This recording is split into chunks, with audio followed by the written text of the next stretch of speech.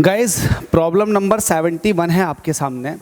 हमसे कह रहा when an ammeter is put in a circuit does it reads slightly less और more than the actual current in the circuit, give reason.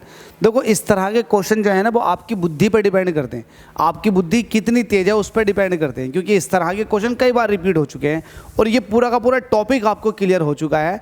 Topic क्या, ये आपका galvanometer का conversion है इनटू वोल्टमीटर और एमीटर में। ये क्वेश्चन या फिर इस तरह का टॉपिक कई बार घोल के पिला दिया गया है। अगर आपसे अब भी नहीं होगा तो चुल्लू भर से भी कम पानी लेकर उसमें डूब के मर जाना, इतना सीधा सा। अगर ये आपने नहीं भी पढ़ा होता तब भी आप कॉमन सेंस के हिसाब से बता देते।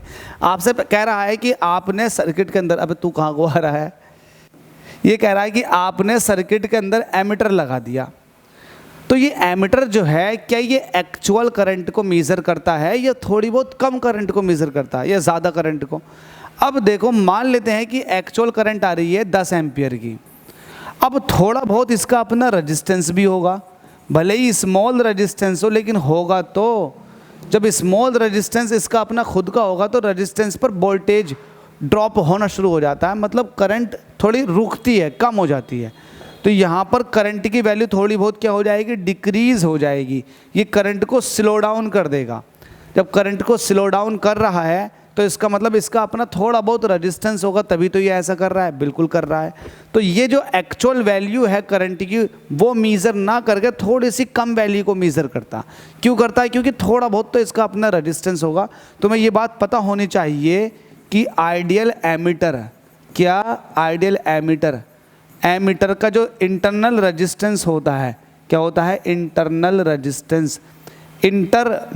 रेजिस्टेंस वो ज़ीरो होता है। क्या होता है? ज़ीरो, मतलब उसका कोई रेजिस्टेंस नहीं होता। लेकिन ये आइडियल एमीटर के लिए है।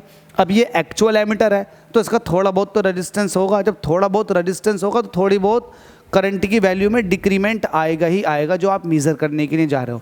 तो जो आप एक्चुअल करंट को मेज़र कर रहे हो उससे थोड़ी सी कम करंट को ये मेज़र करके बताता है। अब ये ऐसा तो है नहीं कि ये हमारे पास जादुई एमीटर है जो करंट आ रही है उससे ज़्यादा वैल्यू बता दे। तो कभी ज़्यादा वैल्यू तो बता ही नहीं सकता, थोड़ी बहुत कम बता सकता लेकिन कभी ज़्यादा वैल्यू नहीं बता सकता। थैंक यू सो मच, आपको समझ में आ गया होगा क्वेश्चन क्या था।